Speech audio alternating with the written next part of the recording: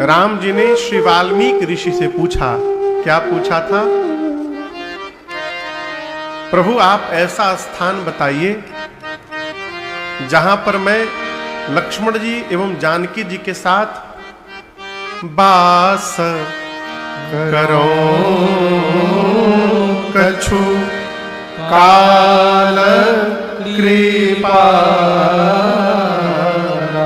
जहां मैं कुछ दिन विश्राम कर सकूं, रह सकूं। अंततः वाल्मीकि जी ने कहा, राम जी आप जाकर चित्रकूट में वास करिए। कहां वास करिए? चित्रकूट। राम जी चित्रकूट आए। चित्रकूट की दिव्यता का दर्शन करके भगवान का मन चित्रकूट में ही रम गया। देखिए, दिव्य को देखकर दिव्य ही आकर्षित होगा। निकृष्टता का दर्शन करके निकृष्ट व्यक्ति आकर्षित होगा। यदि अपने घर के परिवेश को हम और आप दिव्य बना के रखेंगे तो परम दिव्य कभी रघुनाथ जी आकर्षित होकर हमारे घर में आ जाएंगे। गोस्वामी जी कहते, रमेउ राम मन देवन जाना। देवता जान गए कि चित्रकूट में रघुनाथ जी का मन रम गया है।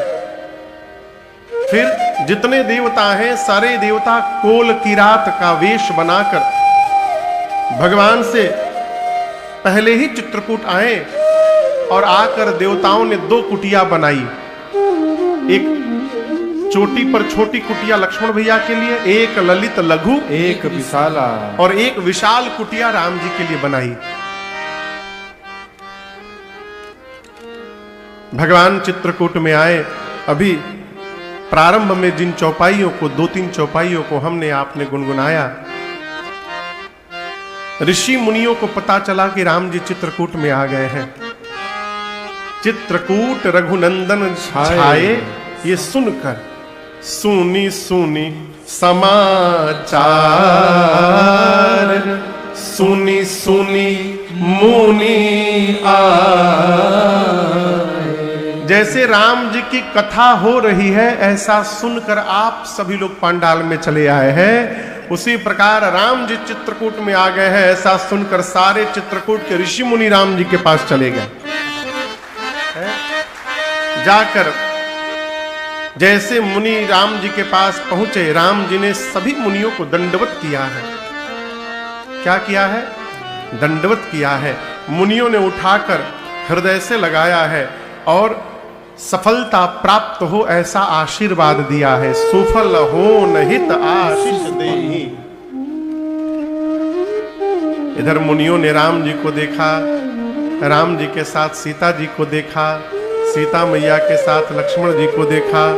सिय सौमित्री, सौमित्री मने लक्ष्मण भैया का नाम है, सुमित्रा मैया के पुत्र हैं, इसलिए इनका एक नाम सौमित्र है।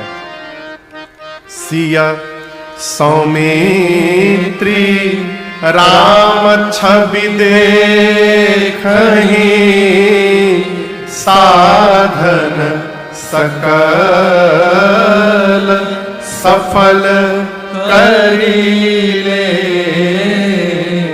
मुनियों को लगा कि मानो जीवन भर जो भी साधन किए हैं, भजन किए हैं, आज जीवन का सारा भजन हमारा सफल हो गया। देखिए, जीवन में किए गए सत्कर्म का फल ये कदापि न समझिएगा कि अकाउंट में खूब रुपया भरी जाए। जीव के अचानक बहुत रुपया मिल जाता है ना, तो जीव कहता है भगवान की बड़ी कृपा हो गई महाराज, लॉटरी लग गई 1 करोड़ की। ये भगवान की कृपा नहीं है। जब बिना किसी रचना के भगवान के किसी भक्त का दर्शन प्राप्त हो जाए, यहां मानिएगा कि भगवान की कृपा हो गई। जब किसी संत का दर्शन हो जाए तो समझिए भगवत कृपा हो गई। क्यों? रुपया जितना भाग्य में लिखा है कोई माई का लाल आपसे छीन नहीं सकता। भाग्य में है तो कोई छीनेगा नहीं, अब भाग्य में नहीं है तो करोड़ों उपाय करिए, पास में टिकने वाला नहीं है। एक कथा मैंने महापुरुषों के मुख से सुनी है, आपको सुनाऊं। एक बार नंदी पर सवार होकर भगवान शंकर और मां भवानी कहीं जा रहे थे। तब तक मां भवानी को सड़क पर एक दीनहीन व्यक्ति दिखाई पड़ गया। मां तो मां को दया आ गई। मां ने बाबा से कहा, ये बड़ा दीनहीन है, इस पर कृपा करिए, कुछ धन दे दीजिए। बाबा बोले, इसके भाग्य में है नहीं। मां बोली, कैसे नहीं है? क्या आप देंगे तो ये मना कर देगा, नहीं लूंगा, मेरे भाग्य में नहीं है। मैं कहती हूं दीजिए। अब मैया बोली तो बाबा बोले, ठीक है, ये भी करके देख लेता हूं। तो सड़क पे वो चल रहा था, 1 किलोमीटर आगे और 1 किलोमीटर पीछे तक दूसरा कोई व्यक्ति नहीं था, अकेले। उससे 100 मीटर आगे भगवान शंकर एक पोटली में स्वर्ण असरफियों को, सोने की असरफियों को भर करके सड़क पे रख दिए और उस पोटली का थोड़ा मुख खोल दिए थे कि इसको दिखाई पड़े कि सोना है उसमें। चल रहा है। अभी 20 मीटर बाकी था, तब तक अचानक उसके मन में एक भाव जगा। किसके मन में? जो चल रहा था। क्या बेचारे अंधे लोग कैसे चलते होंगे? उनको तो बड़ा कष्ट होता होगा चलने में। क्या सब चल पाएंगे वैसे? तो ट्राई करने के चक्कर में अंधे लोग कैसे चलते हैं, वो भी आंख बंद करके ऐसे ऐसे चलने लगा और उसी चलने के चक्कर में वो पोटली पीछे छूट के चली गई और वो आगे बढ़ गया। बाबा बोले, दिखाई पड़ा? ये प्रसंग कह रहा है कि जीवन में यदि भाग्य में है तो भागा हुआ भी भाग करके आएगा। पूज्य स्वामी, ये हमारे वचन नहीं है, ये पूज्य साकेतवासी स्वामी पूज्य श्री राजेश्वरानंद सरस्वती जी महाराज के श्रीमुख वचन है। स्वामी जी कहते थे, भाग्य में यदि होगा तो जो भाग गया है वो भी भाग के आएगा, और यदि भाग्य में नहीं है तो आया हुआ भी भाग करके चला जाएगा, पास में टिकने वाला नहीं है। तो पुनः इस बात को एक बार स्मरण रखिएगा हमेशा। जीवन में किए गए सत्कर्म का परिणाम ये कदापि न समझिए कि लॉटरी लग जाए।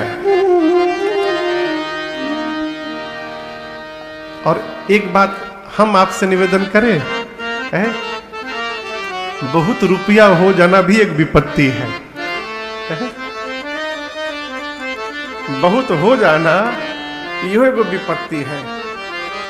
हमारे महाराज श्री हमसे बार बार कहते हैं, राजन, रघुनाथ जी से बेटा प्रार्थना करते रहना कि प्रभु जीवन में थोड़ा अभाव बना रहे। क्यों? सुनने में बात अटपटी लगेगी, लेकिन है बड़े पते की बात। महाराज श्री कहते, बाबू, जब अभाव रहता है ना तो भगवान को याद करने का स्वभाव बना रहता है। अभाव समाप्त हो गया तो भगवान याद आने वाले नहीं है। इसलिए जीवन में किए गए सत्कर्म का परिणाम है, सत्कर्म का फल है भगवत अनुभूति हो जाए, भगवत दर्शन प्राप्त हो जाए, भगवत कथामृत पान हो जाए। देखिए, एक अमृत है पंचामृत, एक अमृत है चरणामृत, और एक अमृत जो पिछले 8 दिन से आप लोग पी रहे हैं, ये कथामृत है। चरणामृत, पंचामृत और कथामृत। चरणामृत और पंचामृत को मुख से पान किया जाता है। मुख से पान करते हैं, पान करने के 10 मिनट 20 मिनट तक उसके स्वाद का पता तो चलता है। हो सकता है बहुत स्वादिष्ट पंचामृत बना हो तो एक दिन चल जाएगा, लेकिन अगले दिन उसके स्वाद का पता चलने वाला। लेकिन जो अमृत आप लोग पिछले 8 दिन से अपने कान से पी रहे हैं, ये जब तक श्वास धुकधुकी चलती रहेगी तब तक इसका अनुभव जीवन में बनता रहेगा। ये कथामृत है, ये अमृत है। ये कथामृत यदि पान हो गई तो समझिए जीवन में किए गए साधन का फल प्राप्त हो रहा है। यहां चित्रकूट के मुनियों को रघुनाथ जी का दर्शन प्राप्त हुआ, उनको लगा साधन सकल सफल करीले, उनको लगा कि जन्म जन्मांतर का किए हुए साधन सारे हमारे आज सफल हो गए। आशीर्वाद देकर सारे ऋषि मुनि चित्रकूट के राम जी को विदा लेकर उनसे अपने अपने आश्रम को गए। अब मुनियों के जाने के बाद जो वहां के वनवासी लोग हैं, जंगल में रहने वाले कोल भील, जिनको जंगली लोग कह सकते हैं, कोल भील, वो आदिवासी लोग भगवान राम के पास आए। और देखिए, आपसे एक निवेदन करूं, जो जीवन में जितना सहज होगा वो उतनी शीघ्रता से भगवान को प्राप्त कर सकता है। भगवान को प्राप्त करने के लिए सबसे पहले सहज होइए, सरल होइए। वन में रहने वाले जीव सहज है हो। अब कितने सहज है आप कल्पना करिए। अयोध्या से भरत जी सबको लेकर जब आए तो ये वन के लोग, जंगल के लोग अयोध्या वासियों की सेवा कर रहे हैं। कोई फल लेके आ रहा है, कोई जल लेके आ रहा है, कोई रस लेके आ रहा है। अवधवासी कहते हैं इन कोल भीलों से कि आप लोग हम लोगों की कितनी सेवा कर रहे हैं। तो कितने सहज सरल है, आप दर्शन करिए। ये वनवासी बोले कौन सी सेवा? अरे आप फल लेके आ रहे हैं, पानी ला रहे हैं। वनवासी बोले ये कोई सेवा थोड़ी है। हम जो असली सेवा आपकी कर रहे हैं वो तो आप देख ही नहीं पा रहे हैं। अयोध्यावासी पूछे कौन सी सेवा? वनवासी बोले हम लोगों ने अब तक आप लोगों को लूटा नहीं है, ये हमारी सबसे बड़ी सेवा है। ले ही न बासन बसन चुराई, हमारा यही एकदम ट्रेडमार्क रजिस्टर्ड काम है। जो भी जंगल से गुजरे उसको लूट लो, लेकिन हम लोगों ने अब तक आप लोगों को लूटा नहीं है, ये हमारी असली सेवा है। उसी में किसी अवधवासियों ने वनवासियों से पूछा, यदि लूटना ही आपकी सेवा, आपका काम है, तो आप लोगों ने हम लोगों को क्यों नहीं लूटा? बोले यदि राम जी के आने के पहले आप आए होते ना तो लूट लिए होते। जब से राम जी मिल गए हैं ना,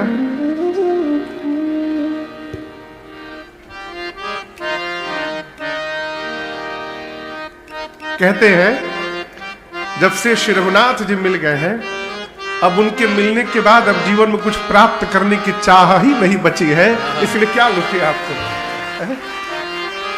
ये जीवन की सहजता है माई बाप। जो मनुष्य जीवन में जितना, आप बताओ ये वन में रहने वाले कौन तपस्या किए थे? ये वन में रहने वाले कौन सा जप किए थे, कौन सा यज्ञ अनुष्ठान किए थे? सब तो जाकर राम जी का दर्शन करते हैं।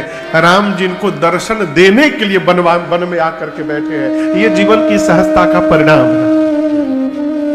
इसलिए सहज होइए। जो जीवन में जितना सहज होगा उसकी यात्रा उतनी लंबी चल सकती है।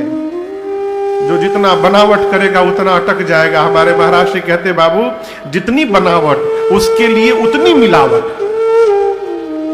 जितनी बनावट के लिए उतनी मिलावट, और जहां जितनी मिलावट है वहां उतनी गिरावट है, वो आगे बढ़ ही नहीं सकता। इसलिए ट्राई टू बी प्योर। जैसे है वैसे रहिए, बस ये भक्ति का सूत्र है। जैसे है वैसे रहा जाए है? ये वन में रहने वाले कोल भील राम जी के पास आए और मालूम है क्या बोले? राम जी देखिए, आप कहां कहां से होकर आए होंगे, वो सारे पर्वत धन्य हो गए होंगे जिनके बगल से आप गुजरे होंगे। राम जी हम एक बात बोले, वो नदी भी धन्य हो गई होगी जिसमें आप स्नान किए होंगे। वो वृक्ष धन्य होगा राम जी, जिस वृक्ष के छांव में बैठकर आप विश्राम किए होंगे। तब तक जो बोल रहे थे उनके बाबूजी बोले, राम जी ये तो बच्चा है, ये समझ नहीं पा रहा है, लेकिन हम कहना चाहते हैं हम सब धन्य सहित परिवार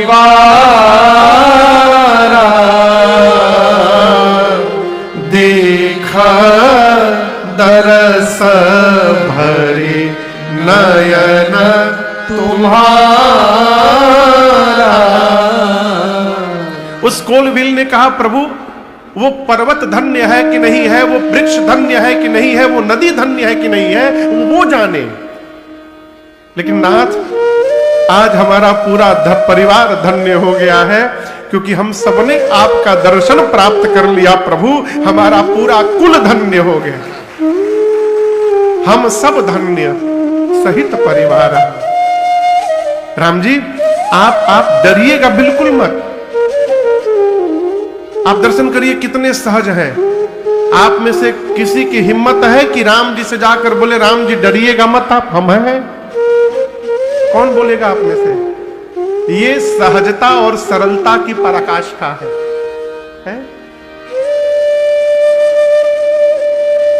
जिसको हम अपना मानते हैं ना, अपना मानते हैं ना, उसी से हम कहते हैं कि देखा डरिया मत हो, हम मानी तरी संग है। ये अपनत्व की पराकाष्ठा है। ये कोलबिल राम जी को अपना मान रहे हैं। कहो, ये नहीं मानने की बाहर से क्यों आइल है, आपन मान रहे हैं। कोलबिल कहते, राम जी आप डरिएगा मत, हम हैं ना यहाँ पर आपके साथ, हम आपको उदास नहीं रहने देंगे, हम आपको नित्य ले जाएंगे वन में, घुमाएंगे। इस वन का पग पग हमारा खोजा हुआ है। हम आपको सांप से बचा लेंगे, हम आपको हाथी से बचा लेंगे, हम आपको सिंह से बचा लेंगे। तब तक पीछे से किसी ने कहा, बाघ भी बोल दो, हम आपको बाघ से भी बचा लेंगे। राम जी आप डरिएगा बिल्कुल मत।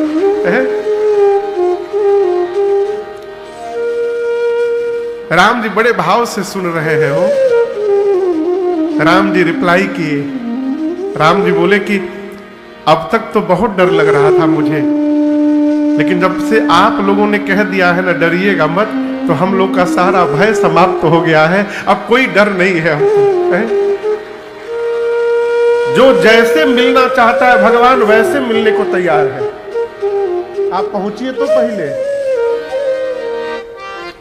कोलबिल कहते हैं कि हमारा पूरा परिवार आपका सेवक है, कोई भी आज्ञा देनी हो ना तो राम जी आप संकोच मत करिएगा। प्रभु इन कोलबिलों की बात को बड़े भाव से सुन रहे हैं। गोस्वामी तुलसीदास जी कहते हैं कि जो भगवान वेद के कहने में नहीं आते, मुनियों के चिंतन में नहीं आते, वो भगवान इन वन में रहने वाले कोलबिलों की बात को ऐसे सुन रहे हैं जैसे पिता अपने पुत्र की बात को सुनता है, उतने भाव से सुन रहे हैं। ऐसा कैसे संभव हुआ? ऐसा इसलिए संभव हुआ माई बाप कि राम जी को ज्ञान से प्रेम है कि नहीं है ये नहीं मालूम, राम जी को वैराग्य से प्रेम है कि नहीं है ये नहीं मालूम, लेकिन शंकर जी कहते हैं मां भवानी से, देवी राम जी को केवल प्रेम से प्रेम है, ये सत्य है। राम ही केवल प्रेम प्यारा। ये नहीं कहा कि राम जी को प्रेम प्यारा है, नहीं, राम जी को केवल प्रेम प्यारा है। क्या प्यारा है? प्रेम। केवल कहा शंकर जी ने, यानी ज्ञान वैराग्य कुछ नहीं। ज्ञानी हो गए, वैरागी हो गए, और यदि प्रेम नहीं हुआ तो ज्ञानी का झंडा लेके घूमते रह जाएंगे, भगवान भेटाने वाले नहीं है। और यदि प्रेम जागृत हो गया हो तो ज्ञान हो चाहे ना हो, रघुनाथ जी दर्शन देकर के ज्ञानी बना देंगे, दर्शन प्राप्त हो जाएगा। इसलिए भगवान को प्रेम करिए। ये प्रेम होगा कैसे? नारद जी आदि महापुरुष ये बता कर गए, केवल भगवत नाम का स्मरण करिए, प्रेम जागृत हो जाएगा।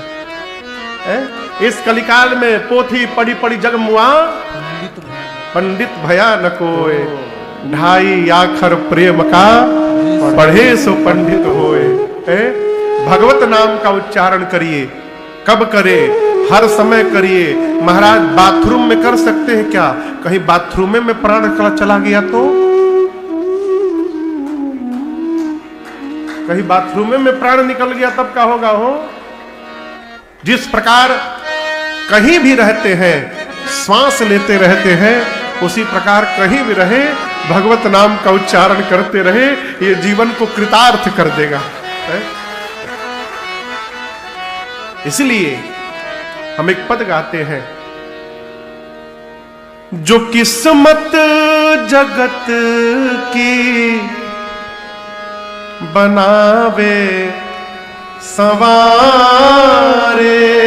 शिष्य पहुंचा अपने सदगुरु के पास और कहा, गुरुदेव हम भक्ति प्रारंभ करना चाहते हैं जीवन में, क्या मार्गदर्शन मिलेगा मुझे? गुरुदेव ने बुलाया, कहा मेरे सामने आकर बैठो। कितने लोग हो घर में? कहा गुरुजी 4, मैं हूं, मेरी पत्नी है और 2 बच्चे हैं मेरे। भोजन बनता है? जी गुरुदेव। कितने लोगों का बनता है? 4 का बनता है गुरुजी। 4 है, 4 का बनता है। कपड़े आते हैं घर में? जी गुरुजी। कितने लोगों के लिए? 4 के लिए गुरुजी। जन्मदिन किनका मनाते हो? 4 है तो 4 का ही मनता है गुरुजी। गुरुजी ने कहा, तुम भक्ति प्रारंभ करना चाहते हो ना? जी गुरुदेव। तो सुनो, आज से यदि कोई प्रश्न करे कि कितने लोग घर में हो, तो 4 मत कहना, 5 कहना। कितना कहना? ये भक्ति का प्रारंभ है। जब तक भगवान को घर का सदस्य नहीं मानेंगे, भक्ति प्रारंभ ही नहीं हो सकती है। खूब आलीशान मंदिर बनवाइए घर में, खूब डेकोरेशन कराइए, भगवान को ला के रख दीजिए, और जब तक ये भाव नहीं जगा कि मूर्ति नहीं है, ये परिवार के सदस्य हैं, तब तक कुछ भी कर लीजिए, कुछ होने वाला नहीं है। टूटी मड़ैया हो और उसमें यदि ये भाव जग गया कि परिवार के सदस्य हैं, छोट लड़का 2 घंटा दूध न पिए ना, मां परेशान तड़पने लगती है। ऐसी तड़प जिस दिन अपने घर के ठाकुर जी के लिए होने लगे कि 2 घंटा हो गया हो, मेरे ठाकुर जी को प्यास लगी होगी, पानी नहीं पिए 2 घंटा से, समझिए आपकी भक्ति पक गई है। ये भक्ति है। भक्ति का वेश से, परिवेश से कोई लेना देना नहीं, ये मन की स्थिति है। प्रभु ने कोल भीलों को खूब दुलार किया, दुलार करके विदा किया है। इधर सुमंत जी महाराज अयोध्या पहुंचे हैं, और जैसे चक्रवर्ती जी को बताया कि राम जी नहीं आए, राम जी के बन जाने के बाद जिस समय, जिस रात्रि सुमंत जी अयोध्या वापस पहुंचे हैं, वो राम जी के जाने के बाद अयोध्या की 6वीं रात्रि थी। कौन सी रात्रि थी? 6वीं रात्रि। महाराज सुने कि मेरे राम नहीं आए, अपने आप को कोसने लगे, मेरे से बड़ा अभागा कौन होगा? राम को गए 6 रात हो गए और अब तक मेरा प्राण नहीं गया, मेरा प्रेम झूठा निकल गया। और मानो चक्रवर्ती जी प्रायश्चित करने लगे। एक एक दिन के बदले महाराज ने मरने के पहले उतनी बार राम बोला। राम राम कहे, राम कहे, राम राम कहे राम। तन परिहरि रघुबर बिरहा,